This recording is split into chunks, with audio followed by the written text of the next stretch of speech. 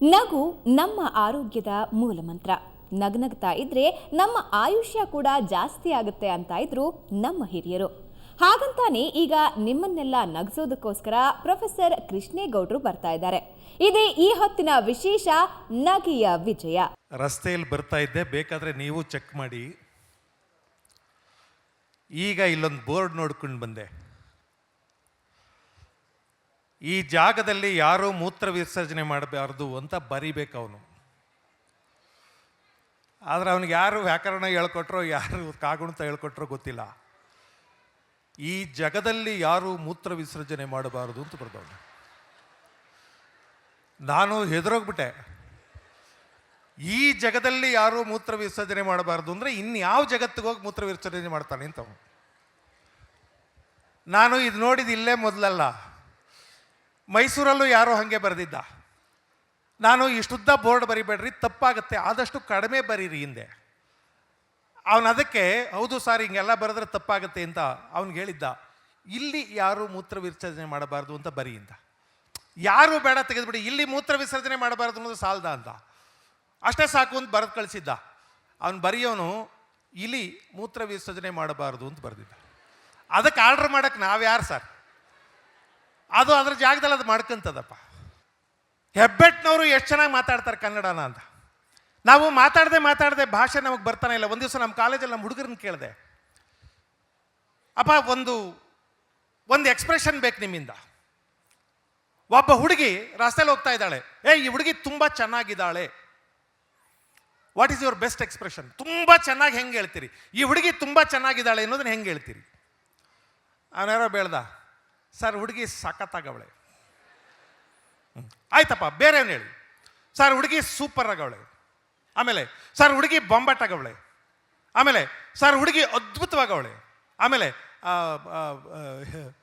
Sir ಹಂಗೆ ಏನೇನಾದರೂ ಹೇಳ್ಬೋದು sir, ಅದು ಹೇಳು, ಏನಾದ್ರು ಹೇಳು. ಅಷ್ಟಕ್ಕೆ ನಿಂತೋಯ್ತು. ನಾನು ಹೇಳಿದೆ, ಬನ್ನಿ ನಮ್ಮ ಹಳ್ಳಿನಲ್ಲಿ ಹೆಬ್ಬೆಟ್ನವರು ಅಕ್ಷರ ಗೊತ್ತಿಲ್ಲದೆ ಇರೋರು ಹೇಳ್ತಾರೆ, ಹುಡುಗಿ ಚೆನ್ನಾಗವಳೆ, ದಷ್ಟಪುಷ್ಟವಾಗಿ ಚೆನ್ನಾಗಿದ್ಲು ಅಂತ ಇಟ್ಕೊಳ್ಳಿ, ಅಯ್ಯೋ ಅವಳಿಗೇನಪ್ಪ ಕಡದ ಕಂಬ ಇದ್ದಂಗೆ ಅವಳೆ ಅಂತಾರೆ,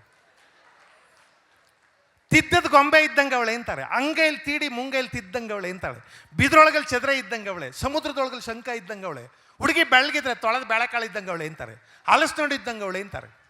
ನಮ್ಮ ಅಜ್ಜಿ ಸ್ಕೂಲ್ ಮುಖ ನೋಡಿಲ್ಲ, ಅವಳು ಅನಕ್ಷರಸ್ತೆ, ಯಾವುದೋ ಮದುವೆ ಮನೆಗೆ ಹೋಗಿದ್ದಂತೆ. ಹುಡುಗಿ ಸೋದರ ಮಾವನ ಜೊತೆ ಧಾರೆ ಮಂಟಪಕ್ಕೆ ಬಂದ್ಲು. ಆ ಹುಡುಗಿ ಭಾಳ ಗೌರವದಿಂದ ಬಂದ್ಲು. ಅದನ್ನ ನೋಡಿ ಸಂತೋಷ ಆಗೋಯ್ತು. ನಮ್ಮ ಅಜ್ಜಿ ನನಗೆ ಹೇಳ್ತಾ ಇದ್ಲು, ಆ ಹೆಣ್ಮಗ ಮದುವೆ ಮನೆಗೆ ಬಂದು ಕಣಪ್ಪ, ಅಯ್ಯೋ ನೋಡೋಕ್ಕೆ ಎರಡು ಕಣ್ಣು ಸಾಕಾಗಿಕ್ಕಿಲ್ಲ, ಹೆಂಗೆ ಬಂದ್ಬಿಡ್ತು ಅಂದರೆ ಹಾಲ್ಗೊಳದ ಮೇಲೆ ಅಂಚೆ ತೇಲ್ಕೊಂಡು ಬಂದಂಗೆ ಬಂತು. ಒಬ್ಬ ಅನಕ್ಷರಸ್ಥ ಮುದುಕಿ ಹಾಲಿನ ಕೊಳದ ಮೇಲೆ ಹಂಸ ತೇಲ್ಕೊಂಡು ಬಂದಂಗೆ ಬಂತು ಅಂತ ಅಲಂಕಾರಿಕವಾಗಿ ಮಾತಾಡ್ತಾಳೆ. ನಮಗೆ ಮಾತಾಡಕ್ಕೆ ಬರಲ್ಲ. ನಮ್ಮ ತಾಯಿ ಯಾವುದೋ ಮದುವೆ ಮನೆಗೆ ಹೋಗಿದ್ರು, ಹುಡುಗಿ ತುಂಬ ಕೆಂಪಗಿದ್ಲಂತೆ. ಬಂದು ನನಗೆ ಹೇಳಿದ್ರು, ಹುಡುಗಿ ಒಂದು ಕೆಂಪುಗವಳೆ ಅಂದರೆ ರಕ್ತ ಮುಕ್ಕಳಿಸ್ತಾಳೆ ಅಂದರು. ನಾನು ಅಷ್ಟೊಂದು ಕೆಂಪುಗವಳ ಅಂದೆ ನಾನು. ಅದಕ್ಕೆ ಅವ್ರು ಹೇಳಿದ್ರು, ಈ ಕೂದು ಮಡಗದ ಕಲ್ಲಂಗಡಿ ಹಣ್ಣು ಇದ್ದಂಗೆ ಅವಳೆ ಇದು. ಆದರೆ ಅವಳ ಕಲ್ಪನಾ ಶಕ್ತಿ ಎಷ್ಟು ದೊಡ್ಡದು, ಅವಳ ಭಾಷಾ ಸೌಂದರ್ಯ ಎಷ್ಟು ಅದ್ಭುತವಾಗಿದೆ ಅಂದರೆ, ಅವಳೊಂದು ಕತೆ ಹೇಳ್ತಾಳೆ. ಕನ್ನಡದಲ್ಲಿ ಕತೆ ಹೇಳೋಕ್ಕೆ ಒಂದು ಭಾಷೆ ಇದೆ, ಕತೆ ಹೇಳೋಕ್ಕೊಂದು ಭಾಷೆ ಇದೆ, ಹಾಡೋಕ್ಕೊಂದು ಭಾಷೆ ಇದೆ, ಒಗಟಿಗೊಂದು ಭಾಷೆ ಇದೆ, ಗಾದೆಗೊಂದು ಭಾಷೆ ಇದೆ. ಆ ವಿಷಯದಲ್ಲಿ ಕನ್ನಡ ಸಮೃದ್ಧವಾದದ್ದು. ಬಂಧುಗಳೇ, ನಿಮಗೆ ಗೊತ್ತಿರಲಿ, ಜಗತ್ತಿನಲ್ಲಿರೋ 4,000 ಭಾಷೆಗಳಲ್ಲಿ ಕನಿಷ್ಠ 2,000 ಭಾಷೆಗಳಲ್ಲಿ ಹಾಡುಗಳಿಲ್ಲ. ಹಾಡು ಹೇಳೋಕ್ಕಾಗಲ್ಲ ಎಷ್ಟೋ ಭಾಷೆಗಳಲ್ಲಿ. ಗಾದೆಗಳಿಲ್ಲದೆ ಇರುವಂಥ, ಬೈಗಳುಗಳಿಲ್ಲದೆ ಇರುವಂಥ ಭಾಷೆ ಇವೆ. ನಾವು ಸಮೃದ್ಧವಾಗಿದ್ದೀವಿ ಆ ವಿಷಯದಲ್ಲಿ. ಏನೋ ಈ ಇಂಗ್ಳೂರ್ನವ್ರಿಗೆ ಸ್ವಲ್ಪ ಹೆಚ್ಚಾಗಿ ಬೈಯಕ್ಕೆ ಬರೋದಿಲ್ಲ ಅಂದರು, ಬೆಂಗಳೂರಿನವ್ರು ಮಾತಾಡಿಸಿ ಅವನು ಬಚಾವಾಗಕ್ಕಾಗಲ್ಲ. ಬೈದ್ರೆ ಎಷ್ಟು ಅದ್ಭುತವಾಗಿ ಬೈತಾರೆ ನಮ್ಮವರು. ಗಾದೆ ಹೇಳಿದ್ರೆ ಎಷ್ಟು ಅದ್ಭುತವಾಗಿ ಗಾದೆ ಹೇಳ್ತಾರೆ. ನಾನು ಹೇಳ್ತಿದ್ದೆ, ಆ ಪಿರಿಯಾಪಟ್ಟಣದ ನಿಂಗಮ್ಮ ಒಬ್ಬ ಬಡ ಹೆಂಗಸು ಜೋಪಡಿಯಲ್ಲಿ ವಾಸ ಮಾಡ್ತಿದ್ದವಳು. ಆ ಕತೆ ಹೇಳ್ತಾಳೆ, ನೋಡಬೇಕು. ಅವಳು ಕಲ್ಪನಾ ಸಾಮ್ರಾಜ್ಯಕ್ಕೆ ನಮಸ್ಕಾರ. ಎಷ್ಟು ಚೆನ್ನಾಗಿ ಹೇಳ್ತಾಳೆ ಅಂದರೆ, ಕಥೆನಲ್ಲಿ ಒಂದು ಮದುವೆ ಆಗುತ್ತೆ. ಒಬ್ಬ ರಾಜಕುಮಾರನಿಗೂ ಮದುವೆ. ಆ ಮದುವೆ ವೈಭವವನ್ನು ವರ್ಣನೆ ಮಾಡ್ತಾಳೆ ಒಬ್ಬ ಅನಕ್ಷರಸ್ಥ ಮುದುಕಿ. ಆಗಲೀಗ ವಜ್ರಕುಮಾರಂಗೂ ಮಾಣಿಕ್ಯ ಮಂಜರಿಗೂ ಮದುವೆ ಆಯ್ತಂತೆ. ಮದುವೆ ಅಂದರೆ ಅಂತಿಂಥ ಮದುವೆ ಅಲ್ಲ, ಈ ಭೂಲೋಕದಲ್ಲಿ ಹಿಂದೆ ನಡೆದಿಲ್ಲ, ಮುಂದೆ ನಡೆಯೋದಿಲ್ಲ, ಇವತ್ತು ನಡೀತಾ ಇಲ್ಲ ಅಂತ ಮದುವೆ. ಭೂಮಿನೇ ಹಸೆ ಮಾಡಿ, ಆಕಾಶನೇ ಚಪ್ರ ಮಾಡಿ.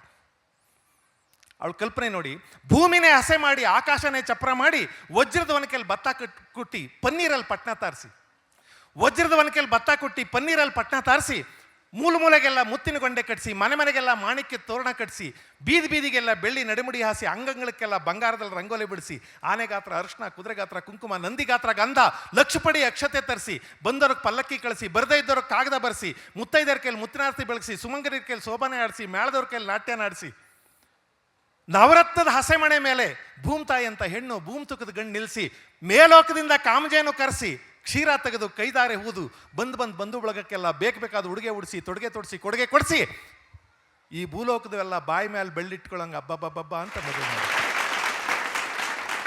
ಒಬ್ಬ ಅನಕ್ಷರಸ್ಥ ಮುದುಕಿ ಬಾಯಲ್ಲಿ ಬರೋ ಮಾತು ಅವು. ನಮ್ಮಲ್ಲಿ ಭಾಳ ಓದ್ದವ್ರು ಮಾತಾಡ್ತಾರೆ ನೋಡ್ಬೇಕು. ಇವತ್ತು ಏನು ಒಂದು ಹಿಂದ್ಗಡೆ ನೋಡ್ತಾನೆ ಬೋರ್ಡು ಇದ್ದರೆ, ನೀವು ಇದು ಒಂದು ಏನು ಇದನ್ನು ಮಾಡ್ತಾ ಇದ್ದೀರಿ, ಭಾಳ ಇದು ಒಂದು ಏನು ಅಂದರೆ ಮನುಷ್ಯನಲ್ಲಿ ಒಂದು ಇದಿರಬೇಕು, ಆವಾಗ ಒಂದು ಇದಾಗತ್ತೆ. ನಾವು ಸುಮ್ಮನೆ ಒಂದು ಇದು ಮಾಡಿದ್ರೆ ಏನೂ ಇದಾಗಲ್ಲ. ನೀವು ಬೇರೆಯವ್ರು ಏನಾದರೂ ಇದು ಮಾಡಲಿ, ನೀವು ಒಂದು ಇದನ್ನು ಭಾಳ ಇದಾಗಿ ಇದು ಮಾಡ್ತಾ ಇದ್ದೀರಿ. ನನಗೆ ಭಾಳ ಇದು ನನಗೆ ಇಂಥದ್ದನ್ನು ಕಂಡ್ರೆ ತುಂಬ ಅದಕ್ಕೋಸ್ಕರವೇ ನೀವು ಇದು ಮಾಡಿದಾಗ ನಾನು ಸುಮ್ಮನೆ ಇದು ಮಾಡಿಬಿಟ್ಟೆ. ಅವನ ಹತ್ರ ಮಾತುಗಳಿಲ್ಲ. ಆದರೆ ಒಬ್ಬ ಅನಕ್ಷರಸ್ಥ ಹರಹರ ಶಿವ ಗುರುವೇ ಗುರುಪಾದವೇ ನಮ್ಮಪ್ಪಾಜಿ ಮಾಯ್ಕಾರ, ಗಂಡುಲಿಗೆ ಗಂಡ ಹಿಂಡುಲಿಗೆ ಮನಗಾರ ಪುಂಡಗಾರ ಈರತ್ತಮನಿ, ಭಕ್ತಿ ಭಾವದ ಗಂಡ ಬಾಳ ಲೋಚನದಯ್ಯ, ಏಳುಮಲೆ ಎತ್ತಯ್ಯ, ಗಂಡುಗಾಳಿ ಗುಂಡಿಗೆ ಸೀಳಿ ಹಿಂಡುಗಾಳಿ ಸಿರಾ ಚೆಂಡಾಡಿದಂತ ನಮ್ಮಪ್ಪನ ಮನೆ ದೇವರೇ, ನಿನ್ನ ಪದಕ್ಕೆ ಶರಣಾರ್ಥಿ. ಆನುಮಲೆ ಜೇನುಮಲೆ ಗುಂಜುಮಲೆ ಗುರುಗಂಜುಮಲೆ 77 ಮಲೆಯಲ್ಲಿ ತಪ್ಪದೇ ನಾಟ್ಯ ನಾಡುವಂತ ನಮ್ಮಪ್ಪಾಜಿ ಮುದ್ದು ಮಾದೇವ, ಆನುಮಲೆ ಹಾಸಿಕೊಂಡು ಜೇನುಮಲೆ ಒದ್ದುಕೊಂಡು 77 ಮಲೆಯನ್ನು ಸುರುಳಿ ಸುತ್ತಿ ತಲೆದಿಂಬನಾಗಿ ಮಾಡಿಕೊಂಡು ಮರಗಿರುವಂತ ನಮ್ಮಪ್ಪಾಜಿ ಮುದ್ದು ಮಾದೇವ, ನಿನ್ನ ಪಾದಕ್ಕೆ ಶರಣಾರ್ಥಿ. ಹಿಂಗೆ ಮಾತಾಡಿದವನು ಅಕ್ಷರಸ್ಥ ಅಲ್ಲ. ಬಂಧುಗಳೇ, ನಮ್ಮ ಸಮಸ್ಯೆ ಏನು ಅಂದರೆ ನಮ್ಮ ಭಾಷೆ ಎಷ್ಟು ಸಮೃದ್ಧವಾಗಿದೆ ಅಂತ ನಮಗೆ ಗೊತ್ತಿಲ್ಲ. ಈ ಭಾಷೆಗೆ ಒಂದು ಲಯ ಇದೆ ಅಂತ ಗೊತ್ತಿಲ್ಲ, ಒಂದು ಸೌಂದರ್ಯ ಇದೆ, ಒಂದು ಮ್ಯೂಸಿಕ್ ಇದೆ ಭಾಷೆಗೆ, ನಮಗೆ ಗೊತ್ತಿಲ್ಲ. ಅಂಥ ಭಾಷಾ ಸೌಂದರ್ಯವನ್ನು ಗೊತ್ತು ಮಾಡಿದಂಥ ಪುಣ್ಯಾತ್ಮರು ಇಲ್ಲಿ ಮುಂದಿನ ಸಾಲಿನಲ್ಲಿ ಕೂತಿದ್ದಾರೆ. ಸತ್ಯವಾಗಿಯೂ ನಾನು ಅವ್ರ ಬಗ್ಗೆ ಒಳ್ಳೆ ಮಾತಾಡಬೇಕು ಅಂತ ಹೇಳ್ತಿಲ್ಲ. ಕನ್ನಡ ಭಾಷೆಯನ್ನು ಅಷ್ಟು ಅದ್ಭುತವಾಗಿ ಮಾತಾಡಿದವರು ಮಾಸ್ಟರ್ ಹಿರಣ್ಣಯ್ಯನವರು ಇಲ್ಲಿದ್ದಾರೆ. ಅವ್ರು ನಿಂತ್ಕೊಂಡ್ರೆ ಒಂದು ರಂಗಮಂದಿರ ಸೃಷ್ಟಿ ಆಗುತ್ತೆ. ಇನ್ನೇನು ಆಸ್ತಿ ಇಲ್ಲ, ನೋ ಪ್ರಾಪರ್ಟಿ ಈಸ್ ಹಿಸ್ ನಾಲ್ಗೆ ಇದ್ದಲ್ಲಿ ಒಂದು ರಂಗಮಂದಿರ ನಿರ್ಮಾಣ ಆಗುತ್ತೆ. ಪಟ ಪಟ ಪಟ ಪಟ ಪಟ ಮಾತಾಡ್ತಾರೆ. ಭಾಷೆಗಿರೋ ಶಕ್ತಿ ಅದು. ನಾನು ಬಹಳ ಸಲ ರಾಜ್ಕುಮಾರ್ ಅವರು ಕನ್ನಡಕ್ಕೆ ಕೊಟ್ಟ ಕೊಡುಗೆ ಇದೆಯಲ್ಲ, ಬೇರೆ ವಿಷಯಗಳು ನನಗೆ ಗೊತ್ತಿಲ್ಲ, ಆದರೆ ಕನ್ನಡ ಭಾಷೆಯನ್ನು ಹೇಗೆ ಮಾತಾಡಬೇಕು ಅಂತ ಕಲಿಸಿದಂಥ ಪುಣ್ಯಾತ್ಮ ಅವರು. ನಾವು ಕನ್ನಡ ಮೇಷ್ಟ್ರುಗಳದ್ದು ಮಾಡೋಕ್ಕಾಗಿಲ್ಲ. ಎಂಥ ಅದ್ಭುತವಾಗಿ ಕನ್ನಡ ಮಾತಾಡೋರು. ಏನು ಪಾರ್ಥ, ಕೆಂಗಣ್ಣಿನಿಂದ ಕೆಕ್ಕರಿಸಿ ನೋಡಿ ನನ್ನನ್ನು ಗೆಲ್ಲಲಾರೆ, ಈಗ ಆ ಶಕ್ತಿ ನಿನ್ನಲ್ಲಿಲ್ಲ. ಪರಮ ಪತಿವ್ರತೆಯನ್ನು ನಿಂದಿಸಿದ ಮರುಕ್ಷಣವೇ ನಿನ್ನ ಪುಣ್ಯವೆಲ್ಲ ಉರಿದು ಹೋಗಿ ಪಾಪದ ಮೂಟೆ ನಿನ್ನ ಹೆಗಲು ಹತ್ತಿದೆ. ಎತ್ತು ನಿನ್ನ ಗಾಂಡೀವ, ಹೂಡು ಪರಮೇಶ್ವರನು ಕೊಟ್ಟ ಆ ನಿನ್ನ ಪಾಶುಪತಾಸ್ತ್ರ. ಶಿವನನ್ನು ಗೆದ್ದ ನಿನ್ನ ಶೌರ್ಯ ಪರಾಕ್ರಮ ನನಗೂ ಸ್ವಲ್ಪ ತಿಳಿಯಲಿ, ಅಥವಾ ಶಿವನನ್ನು ಗೆದ್ದೆ ಎಂಬ ಅಹಂಕಾರ ನನ್ನಿಂದಲೇ ಮಣ್ಣಾಗಲಿ. ಏನು ಭಾಷೆ ಅಲ್ಲ ಯಾವುದು. ಎಲ್ಲಿ ವೇಗವಾಗಿ ಹೇಳಬೇಕು, ಎಲ್ಲಿ ತಾರಕ ಶ್ರುತಿಗೆ ಹೇಳಬೇಕು, ಎಲ್ಲಿ ಮಂದವಾಗಿ ಮಾತಾಡಬೇಕು, ಎಲ್ಲಿ ಮಾತನ್ನು ಎಳಿಬೇಕು, ಹೀಗಲ್ಲದೆ ಬೇರೆ ಥರ ಮಾತಾಡೋದಕ್ಕೆ ಸಾಧ್ಯವೇ ಇಲ್ಲ ಅನ್ನೋಂಗೆ ಮಾತಾಡ್ತಾರೆ.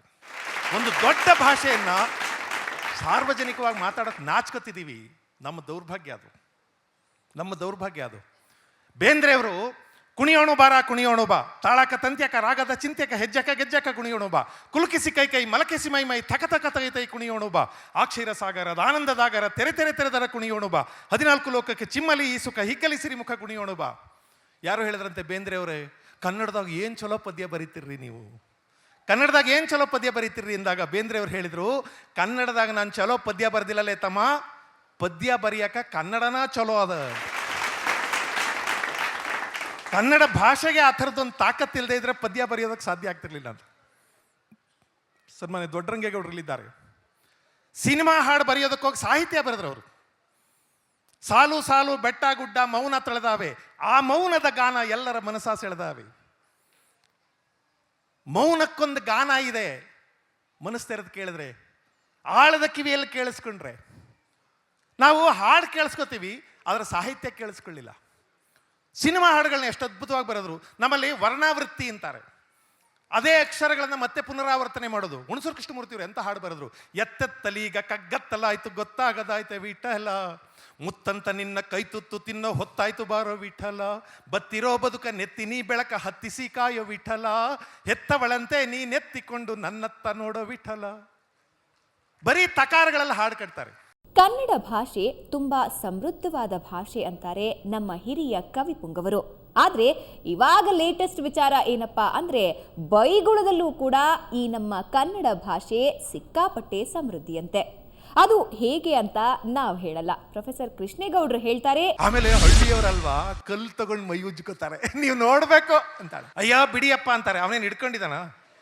ಅವನಿಗೆ ಮಾತಾಡುವಾಗ ಅಯ್ಯೋ ನೀವು ಬಿಡಿ ಅಂತಾರೆ. ಅವನು ಅಷ್ಟು ದೂರದಲ್ಲಿ ನಿಂತವನೆ, ಅವನ್ ಯಾಕೆ ಬಿಡಿ ಅಂತೀರಿ? ಮಾಮರದ ತಂಪಿಗೆ ಕೂತಿರುವ ಗಿಳಿಗಳೇ ಚದುರಂಗಿ ಮಾತ ನಿಲ್ಲಿಸಿ, ಚದುರಂಗಿಯೇ ಮಾತ ನಿಲ್ಲಿ.